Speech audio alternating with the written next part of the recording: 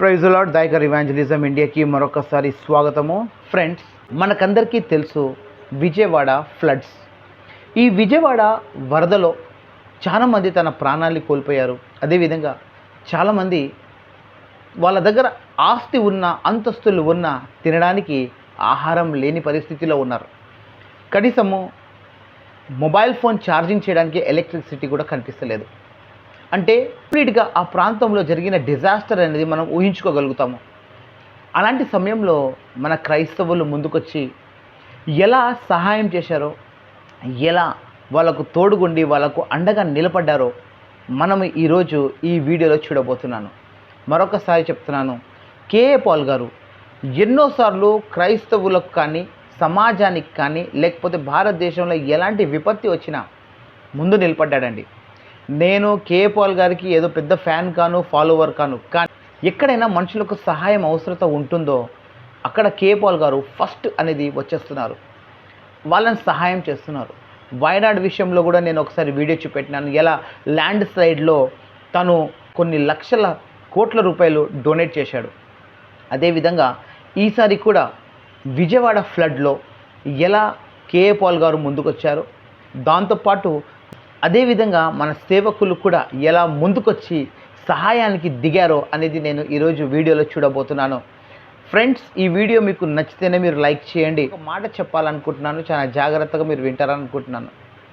Christianity ఈ సమాజానికి అవసరమా కాదా అని చాలామంది అడుగుతున్న ప్రశ్నకు బహుశా ఈ సహాయం అనేది ఒక గుణపాఠము. క్రైస్తవులు భారతదేశానికి అవసరమా కాదా అనేది, వీళ్ళు చేస్తున్న హెల్ప్ అనేది ఒక గొప్ప ఆన్సర్.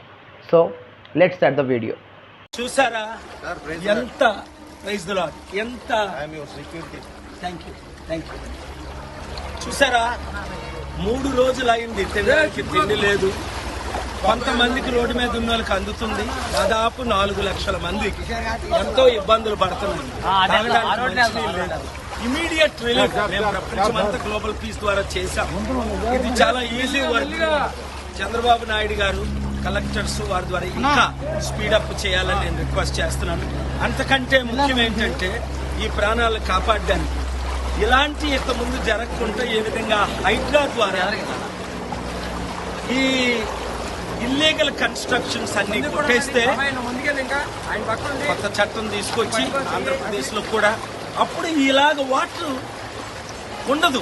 ఎందుకంటే చిన్న కాలువల ద్వారా పెద్ద కాలువలు ద్వారా సముద్రానికి నీరు వెళ్ళిపోయే ప్లాన్ చేస్తుండే. ఎంతమంది ముఖ్యమంత్రులు ఎందుకు చేయలేదో నాకైతే ఆశ్చర్యం ఉంది. చూసారా,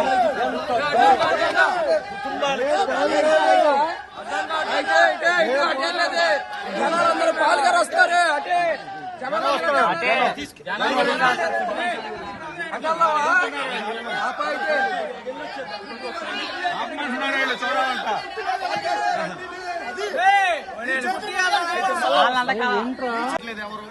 మీరే చెప్తున్నారు. చూసారా, ఇప్పుడు వీడియో తీసుకుని వస్తారు, ఒక్కటైనా గవర్నమెంట్ వే ఒకటి కనపడిందా? గవర్నమెంట్ ఆఫీస్ ఒకరు కనపడ్డారా? మామూలు ప్రజలు, సామాన్య ప్రజలు అక్కడికి వెళ్ళి పోరాడి దెబ్బలు తిని తెచ్చుకోవాల్సిన పరిస్థితి వచ్చింది. చూసారా ఎంత దెబ్బలైనా దీన్ని కొట్టించుకొని ఒక ఫుడ్ ప్యాకెట్ సెక్యూరిటీ నేనే. అయ్యో, మన శాంతి సభకి 2008లో సెక్యూరిటీ ఇచ్చారట, మొత్తం ఆయనే హెడ్.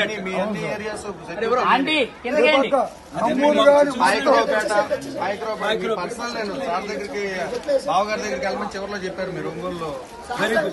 చూసారా ఎంత అభిమానులు వీళ్ళు ఉన్న సత్యాన్ని చెప్తున్నారు.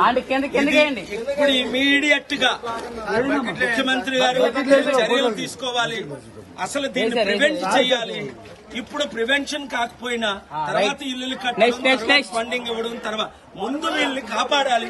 ఫుడ్, వాటర్, మెడిసిన్ ఇంటింటికి లోపలికి అందించాలి.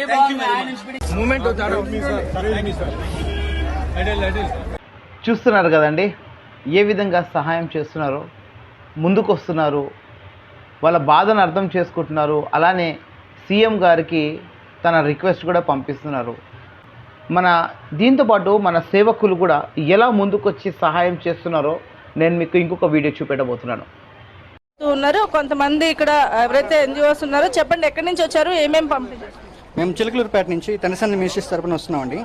ఇక్కడ ఫుడ్ అలాగే బ్రెడ్ పాలు బిస్కెట్ అని మేము రెస్పెక్ట్ చేస్తాం. రాత్రి కూడా నిన్న సాయంత్రం కూడా దాదాపు ఒక 10 ప్యాకెట్ల దాకా అటువైపు బాగా డౌన్ ఉంటే ఎవరు వెళ్ళకపోయినా సరే మేము వెళ్ళి వేసి ఇచ్చేసాము. మొత్తం ఏదైతే 2000 మంది చూస్తున్నారు కదండి, క్రైస్తవులు చేసే సహాయం ఇది. భారతదేశానికి క్రైస్తవులు అవసరమా అంటే ఈరోజు క్రిస్టియానిటీ పేద వర్గానికి వెళ్ళి అదేవిధంగా అడవి ప్రాంతాలలో స్కూల్స్ ఓపెన్ చేసి వాళ్ళకు సరి అయిన మెడికేషన్స్ ఇచ్చిన వాళ్ళే క్రిస్టియన్స్. ఎవరికి తెలియని ప్రాంతాల్లో కూడా పోయి వాళ్ళకు సహాయం చేశారండి. ఫ్లడ్ వచ్చినప్పుడు ఆదుకోకుండా ఉండగలుగుతారా? ఇలాంటి ఇబ్బందులలో క్రైస్తవులు మౌనంగా ఉండగలుగుతారా? మీరే ఆలోచించండి. సో ఫ్రెండ్స్, వీళ్ళందరూ చేసిన సహాయానికి అదేవిధంగా వీళ్ళకు ఎవరైతే సహాయం చేశారో వాళ్ళను కూడా దేవుడు బహుగా దీవించి ఆశీర్వదించును గాక.